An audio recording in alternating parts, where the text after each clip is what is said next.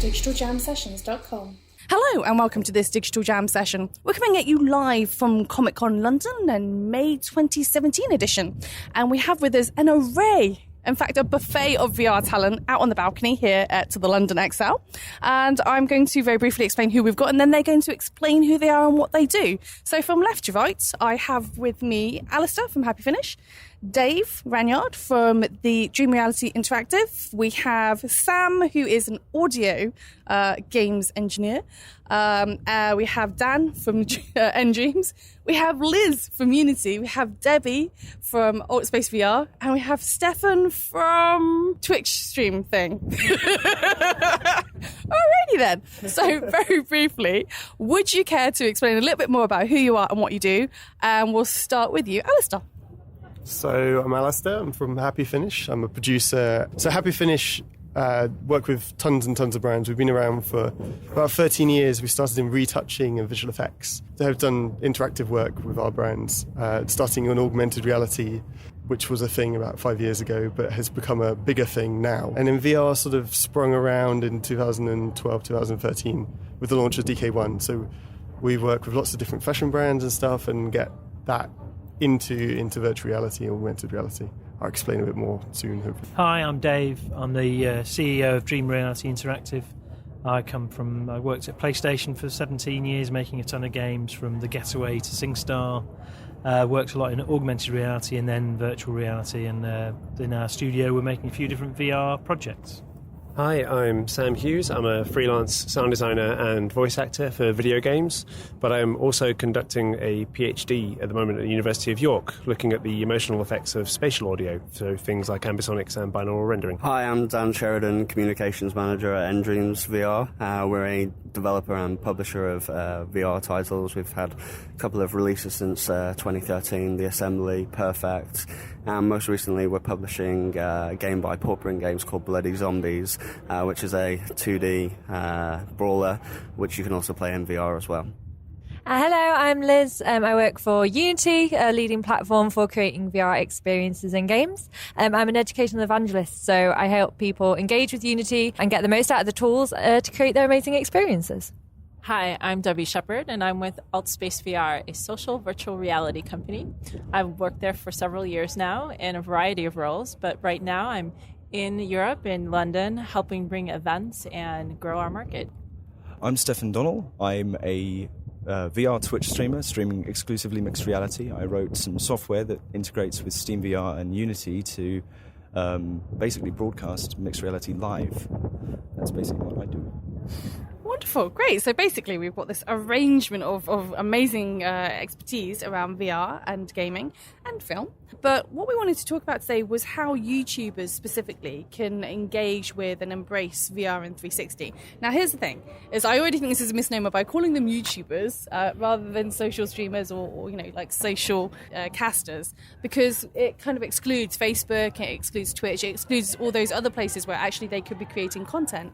And so I'm kind of curious, and I'm gonna come at this from your perspective first. I'm gonna go with you, Dave. Whether or not you feel like there needs to be more education for people who are creating content, not just YouTubers, but just generalistically people who are creating like social content, to be thinking a little bit more about actually the choice of platform in and of itself. Well, I think at the moment, there's not that many VR headsets out there, even with the mobile headsets. So for any kind of influencer, as I think they're called these days, that's the phrase now. For them, it's about audience, about a huge audience. So there's a challenge there in terms of viewing the content in VR. However, there's a lot you can do about VR and AR content that's still 2D, that would still go to those traditional streaming platforms. So I think the first step will be to do that. I mean, it's great to hear that there's SDKs and the software that will mean you can do more complex things. But to start with, I would go for that big audience and just show some cool stuff. Because watching people in VR is brilliant. I mean, it's hilarious. Or it's like, it's like if it's engaging watching somebody play a traditional game, it's like triple engaging watching them play VR. Actually, this brings me to what you're doing with the N-Dreams and Bloody Zombie, because actually one of the funniest things to watch, and I don't know if I should use the word funny or not, but is to watch somebody doing a horror experience in VR and literally screaming their head off the first time something happens in VR. Because I think, personally, I think we're giving them a traumatizing experience, but, other people enjoy watching them experience that traumatizing experience. I'm curious from your perspective, Dan, whether or not you think that there needs to be perhaps a little bit more consideration or thought around what are the types of content we want to encourage people to be showcasing about VR or within VR, what you think those things should or could be. Yeah, I think, with VR, a lot of people out there have the perception that it needs to be a first-person experience. And I think what we're trying to do with Bloody Zombies is show that you can take another genre and still make it work for VR as well. It doesn't need to be this, in-your-face, immersive, coming at you, scared out of your wits experience if you're doing a horror thing. You can, with this particular game, we give the VR player the opportunity to either play with somebody there locally or online with other VR players or non-VR players. And the VR player gets a different viewpoint so they can give tactical support to the non-VR players. And, it's something that you don't really see people kind of challenging the medium at the moment. And I'd like to see a lot more developers do that. I suppose from that perspective then, in terms of challenging the medium and having people do something slightly different, I'm kind of curious from your perspective, Alistair, as to what kind of content you feel is able to challenge the expectation of what people are assuming that they should create when it comes to VR and 360. And I say this because I have a personal bugbear when it comes to live 360, which is this laziness of people just putting a 360 camera in the middle of some action and expecting all that action to happen around it, and that's just enough. That's it. You don't need to do anything else. And it really does bug me when people don't kind of put thought into what the actual content is, what's happening around that camera, whether or not there should be movement, for the camera itself or whatever the thing may be. There's just a lot of people who are just like, oh, I'm going to do a 360 film. I'm just going to stick this camera in the middle of some stuff. Done. So from your perspective, what do you think are the things that we need to be kind of pushing for? I'm probably going to echo what we just heard. So we're going to have to push it a little bit to see what works and what doesn't work. A lot of people, as you said, have been very safe. They just stuck it in a park and walked around it, and that's what they think is really exciting. But it's exciting to them. I guess that's what their day has been, but it's not really going to get a huge audience. But then again, if you go the opposite direction, throw yourself around a roller coaster, it's kind of cool, but it's going to make people a little bit sick, or it's going to, there's still this roller coaster syndrome around VR where we're not really sure if that's really the right content. What we've been recently doing with a lot of brands is sort of sitting in a room together talking about story and figuring out, and that they came with the same perspective as that. They want to throw you into their venues and give you a crazy experience that you've never seen before. But it's meeting in the middle, and we did a thing recently with O2 where we had you sort of point of view. Some people don't agree with point of view, but we chose point of view because we felt it was a good way of showing off their venues. And we showed their academy venues off in a sort of story where you go from a pub through to sort of they're giving your ticket in to the main gig experience. To film it was really tricky, but we felt that we gave an opportunity to switch your views between a celebrity view and a audience view. And making an interactive story is something that has never happened before. We just sat in a cinema, watched a 2D film, or we sat on a sofa, watched a 2D TV show, and the director directs it to us. But now you're giving an opportunity to direct the audience to use a 360 space. That's where really good story is starting to happen, where every user is getting a different story experience. And 360 video can provide that if you frame it right, if you give a sort of theatrical experience. So I'm kind of curious, just because from the perspective of all the different component parts that people need to be thinking about when they're assembling that 360 experience, whether it's a game experience or a film experience, one of the things that seems to fundamentally not be thought about a huge amount is sound, is audio and soundscaping.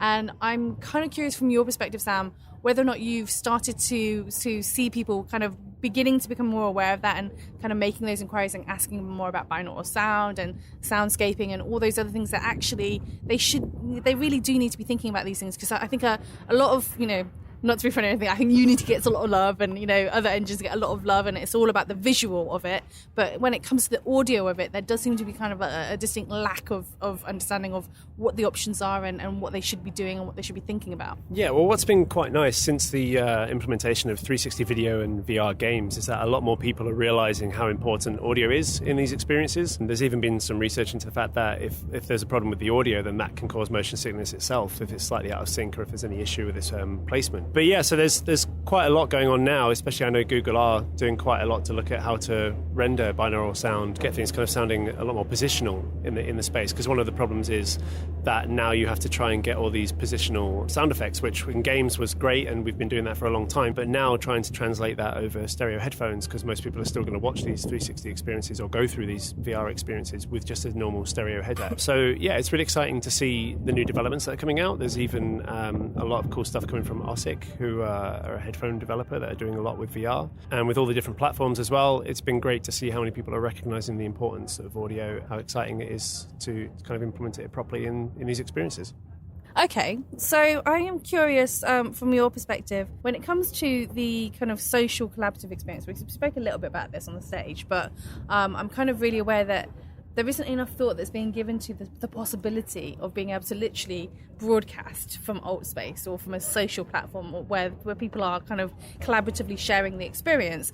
And I'm curious whether or not you feel that there will be an emergence of perhaps training for people to actually understand how to broadcast, not just the technicalities, but also the format and the kind of the style and the approach to that when you are in what is essentially, a big MMO. That's a great question. We're actually in the process, I would say, of experimenting with that right now. We are running a competition in the US for who wants to be a talk show host, and it's part of ongoing efforts we have to figure out how it will work best, this medium that allows you to both create a show and have a live audience. And we actually have a feature that then lets you replay that in its full fidelity, or as people have been talking about with technologies, you can turn this with just simple screen capture technology into 2D. So it's where you can create a show in one medium and actually be sharing it across all the formats, which I think is a great thing to consider because you can get access to the millions of audiences with the 2D. So I suppose the next logical question then, in terms of, this reshaping of the way that people think about how to project themselves in these environments and to be able to articulate themselves in these environments, it does kind of come down to the skill set of whether or not somebody understands how to stream, for example, on Twitch. As an example. And I do think that because people are used to the old traditional ways of doing stuff, where it's kind of like, I'm going to record something, okay, cut. Okay, now we're going to do this new setup. Now we're going to do the next thing. And so when it comes to live stuff like Twitching or other kind of live streams, there is a certain degree of shifting of behaviours and experiences that need to happen. I'm curious, Stefan, from your perspective, what you've seen, as the key issues around that. So streaming live is such a different beast to creating something offline. You have to be constantly aware of your audience, as you would at a real live event up on stage doing something, except you don't get to see your audience's immediate reactions. You get none of that feedback. All you've got is the textual feedback that they give you through chat, which almost always is the vocal minority. And then if you're considering things like VR as well, traditional desktop game streaming, you get the ability to have your chat alongside the game that you're playing, and you can kind of glance over it every now and again. But in VR, obviously you're completely immersed. If you're playing a first-person VR game, the only way to check your chat is either to pause the game or take yourself out of the game entirely with a physical action that requires you to steal away that focus. And it's an entirely different ball game, and I think there's a lot to be said for doing it properly, and there are no tools around really to help you do that and stay engaged with your audience. It's just a difficult challenge right now. I second this just because I've been working with Debbie on live events, and I second this in terms of being able to take questions is a big challenge at the moment. We're good at making things happen. But I want to ask you, Liz, from your perspective, you're looking at things from kind of an academic and educational perspective, and one of the things that I think everybody can universally agree on at this stage is that there is a need for re-education. but we haven't yet figured out quite what the new skills are that are needed. And I say this on the basis of, there are a lot of people who are coming into VR from different industries, and that could be whether they're theatre major, whether they're somebody who, traditionally does radio, or, does something else that isn't what you might consider as gaming or filmmaking. And there's this kind of different set of skills that they just need to understand. How do I take what I've got already, those existing skill sets, and utilise them in a VR environment, in VR industry? And I'm curious from your perspective what your thoughts are in terms of how do we unify those skill sets? How do we unify the way that we articulate to people what it is we need from them? Because right now I think there's a lot of people who, when they're coming from an outside industry, are a little bit confused about exactly what it is that we want from them. I think, as you said, Tanya, there is this, virtual reality 360 video is a very pioneering area at the moment, and we're making advances and finding things out for ourselves. There's lots of research and good things going on, but actually I guess the sort of creative industries are forever like that. We're forever evolving, and we've always got new technologies coming out, new best practices, better way to do things, and that's what makes us innovators and creators, and that's really exciting. I think, therefore, for like influencers and YouTubers, what's important is not to be scared to try VR content, creating VR content and 360 content, and that actually a lot of the skills that they will already have will be transferable, and actually it's not as terrifying or daunting or difficult as they may think. I mean, like for Unity, for example, we have a massive community, a massive Learn channel for virtual reality, just starting from creating simple content, and like amazing people in this podcast here making great content using the platform. I think it's testament to what people can do with the skills that they have already, and just not be afraid to do that. So I think it's just keep innovating, keep pioneering, just keep at it. I think that's my message. Okay. So on that basis, what I would love to understand from each of you is your thoughts on what it is that you think needs to change, be that a cultural change or a technological shift that will just really be that significant key that's going to help YouTubers to be able to engage with VR and 360. And we're going to start with Alistair. Firstly, we just need the platforms to push getting people involved in it and saying that here's VR, give it a go, come along to the YouTube studios or whatever studios and try it on and talk to your subscribers and see what they think and get their response of how you're dealing with it, and getting people to comment and starting a commentary about doing it. There's also the developers like Unity, Unreal, personal developers that are starting to build SDKs into like the engines to get it more social and start thinking about the social side. So the tubers that need to start thinking about it and talking to their channel, and also the technology companies that need to help the tubers to deliver that message. Personally, I'd say one of the key things that people need to bear in mind is having patience with it.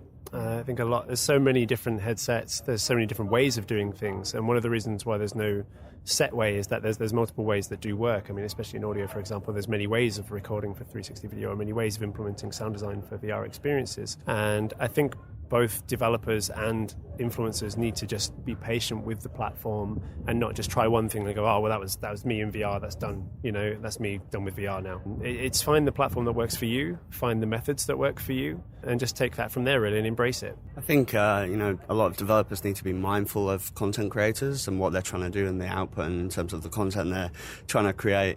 And, I mean, you can do simple things like turn the HUD off on your game, but put an option there for content creators to be able to turn the HUD off, or be mindful that they might want to have like a cam mode in there, placement of that when you're designing your UI. Maybe you have a UI in the game specifically for content creators that they can just turn on, that makes it simple. You can still get your game across to them. You made a great game, you want people to be able to see it, and you just need to be mindful of how you go about doing that, and I think that's what needs to change, particularly from a developer perspective.